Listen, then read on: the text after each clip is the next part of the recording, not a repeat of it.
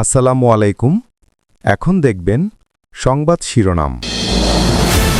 চাঁপাইনবাবগঞ্জে চলছে বিএনপির পদ্মা বাঁচাও গণসমাবেশ। ক্ষমতায় গেলে প্রতিবেশীর সাথে সম্পর্ক হবে সমতার ভিত্তিতে, জানালেন মির্জা ফখরুল। বেশি গুরুত্ব আরেকটা দিতে চাই যে আমাদের উপরে দাদাগিরি বন্ধ করা। এটা আমরা চাই যে আমাদের প্রতিবেশী দেশ তারা ইচ্ছে করলেই তারা আমাদের সঙ্গে সুসম্পর্ক রাখতে পারে।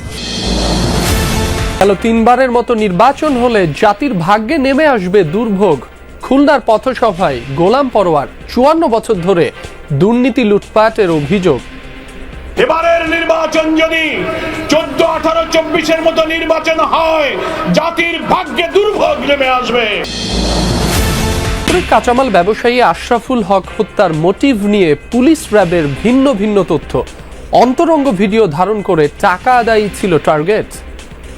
অশ্লীল ভিডিওগুলো ধারণ করে সে পরবর্তীতে ব্ল্যাকমেইলিং এর একটা চেষ্টা করে বলে আমরা বুঝতে পারি। চাঁপাইনবাবগঞ্জ জেলা সরকারি কলেজ মাঠে চলছে বিএনপির পদ্মা বাঁচাও গণসমাবেশ। প্রধান অতিথি হিসেবে মঞ্চে উপস্থিত রয়েছেন মহাসচিব মির্জা ফখরুল ইসলাম আলমগীর। সকালে চাঁপাইনবাবগঞ্জ যাওয়ার পথে মহানন্দা নদীর রাবার ড্যাম প্রকল্প পরিদর্শন করেন বিএনপি মহাসচিব মির্জা ফখরুল ইসলাম আলমগীর। এ সময় বাংলাদেশের ওপর ভারতের দাদাগিরি বন্ধ করে বন্ধুসুলভ সহযোগিতামূলক আচরণের আহ্বান জানান তিনি। বলেন, দেশের স্বার্থ রক্ষায় প্রয়োজন নির্বাচিত সরকার। মহাসচিব বলেন, পানির হিস্সা নিয়ে বারবার ভারতের সাথে কথা বললেও দেশটি গুরুত্ব দিচ্ছে না। নির্বাচনের মধ্য দিয়ে বিএনপি সরকার গঠন করতে পারলে ন্যায্য হিস্সা বুঝে নিতে সর্বোচ্চ চেষ্টা করা হবে। মির্জা ফখরুল বলেন, নির্বাচিত সরকার থাকলে জনগণের সমর্থন নিয়ে দেশের স্বার্থ রক্ষায় যে কোনো দাবি আদায় সহজ হয়। ভারতকে বাংলাদেশের সঙ্গে সহযোগিতামূলক সম্পর্ক বজায় রাখার আহ্বান জানান বিএনপি মহাসচিব। আমাদের উপরে দাদাগিরি বন্ধ করা। এটা আমরা চাই যে আমাদের প্রতিবেশী দেশ তারা ইচ্ছে করলেই তারা আমাদের সঙ্গে সুসম্পর্ক রাখতে পারে।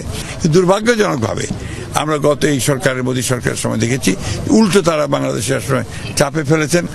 ইকুয়াল ফুটিং এর কথা বলতে হবে, মর্যাদা রাখতে হবে, সমমর্যাদা রাখতে হবে। স্বার্থটাকে, দেশের স্বার্থটাকে সবার আগে গুরুত্ব দিতে হবে। এর আগে রাজশাহীর গোদাগাড়ীর ফাজিলপুরে প্রয়াত মন্ত্রী ব্যারিস্টার আমিনুল হকের কবর জিয়ারত করেন মির্জা ফখরুল। এ সময় তিনি বলেন, একটি দল বিএনপিতে বিভেদ সৃষ্টির চেষ্টা করছে, তাই নেতাকর্মীদের সতর্ক থাকার আহ্বান জানান তিনি। মির্জা ফখরুল আরও বলেন, নানা ফন্দি করে আরেকটি দল ক্ষমতায় যাওয়ার চেষ্টা করছে, যাদের দ্বারা দেশের পরিবর্তন এবং আইন শৃঙ্খলা পরিস্থিতি স্বাভাবিক রাখা সম্ভব নয়। একটা দল চেষ্টা করছে আপনারা আমাদের মধ্যে বিভেদ না পারে সেদিকে আমরা সজাগ ইনশাআল্লাহ বলতে পারি তারা এই দেশকে সুশাসন দিতে পারবে না। গণভোটের 4টি প্রশ্নের কোনো একটার সাথে দ্বিমত থাকলে সেখানে না বলার সুযোগটা কোথায়? সরকারের কাছে জানতে চান বিএনপির সিনিয়র যুগ্ম মহাসচিব রুহুল কবির রিজভী। রাজধানীর শ্যামলীতে বিএনপির ভারপ্রাপ্ত চেয়ারম্যান তারেক রহমানের পক্ষ থেকে অসুস্থ বেতার শিল্পী আফরোজা নিজামীকে আর্থিক সহযোগিতা অনুষ্ঠান শেষে তিনি কথা বলেন। রিজভী বলেন, গোজামিল দিয়ে কোনো কিছু করা হলে সেটা টেকসই হবে না। সাধারণ মানুষ বুঝতে পারবে, সেই আলোকে গণভোটের প্রশ্নমালা তৈরি করার পরামর্শ দেন রিজভী আহমেদ। বলেন, ভারত থেকে বিপুল অর্থে দেশে নাশকতা তৈরির চেষ্টা করছে আওয়ামী লীগ।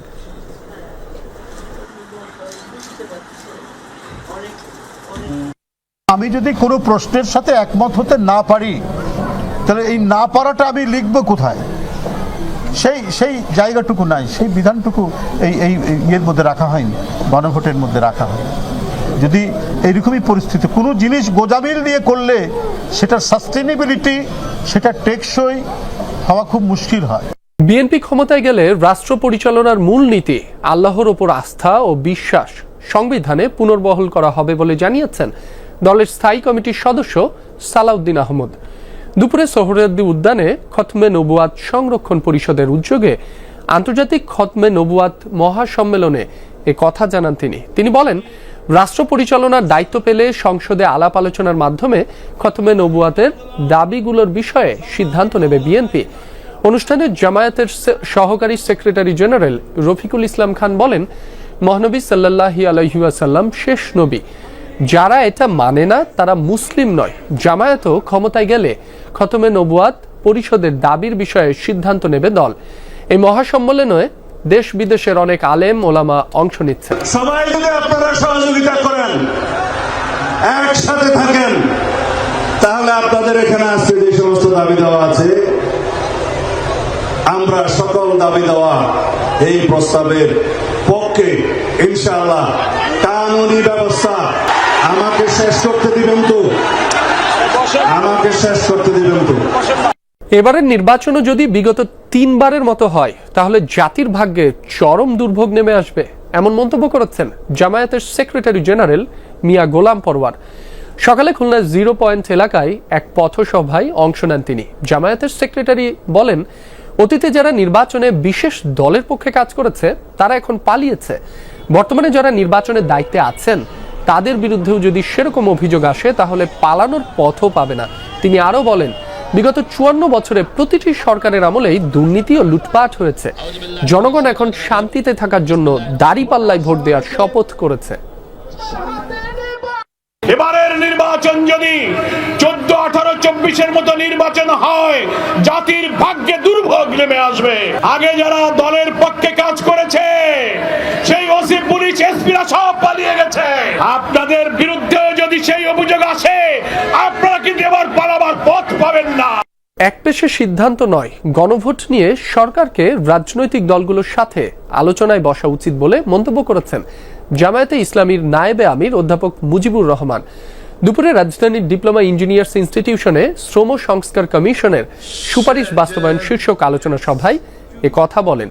এ সময় প্রধান উপদেষ্টার ভাষণের বিষয়ে দুপক্ষের মধ্যে আলোচনা না করে একপাক্ষিকভাবে সমাধানের চেষ্টা করা হয়েছে বলে জানান তিনি।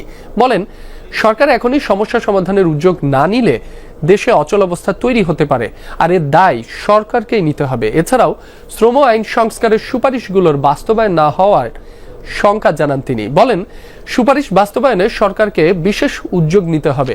সংস্কার কাজে দেশের শ্রমিকদের গুরুত্ব সবার আগে দিতে হবে বলেও জানান তিনি। আগামী 17 তারিখ জুলাই গণহত্যায় শেখ হাসিনার মামলার রায় হবে। এই তারিখ নির্ধারণ করেছেন আদালত। রায় নিয়ে বিশৃঙ্খলার কোনো আশঙ্কা নেই বলে জানিয়েছেন স্বরাষ্ট্র উপদেষ্টা অবসরপ্রাপ্ত লেফটেন্যান্ট জেনারেল জাহাঙ্গীর আলম চৌধুরী। দুপুর 2:30টার দিকে পটুয়াখালী সার্কিট হাউসে সাংবাদিকদের সাথে মতবিনিময় শেষে এ কথা বলেন তিনি। উপদেষ্টা বলেন, রাজনৈতিক দলগুলো যেহেতু নির্বাচনমুখী হয়েছে, তারা প্রার্থিতা ঘোষণা দিচ্ছে, সেহেতু নির্বাচন নিয়েও কোনো সমস্যা নেই। অন্তর্বর্তী সরকার সকল প্রস্তুতি সম্পন্ন করেছে। এছাড়া শিডিউল ঘোষণার আগে মাঠ পর্যায়ে আইন শৃঙ্খলা বাহিনীকে ঢেলে সাজানো হবে। নির্বাচনের আগে, নির্বাচনের দিন এবং পরের 3 দিন সহ মোট 9 দিনে 1 লাখ সেনাবাহিনী, 1.5 লাখ পুলিশ, 5.5 লাখ আনসার সদস্য সহ র্যাব, বিজিবি, নৌবাহিনী ও কোস্টগার্ড মাঠে থাকবে বলেও জানান স্বরাষ্ট্র উপদেষ্টা।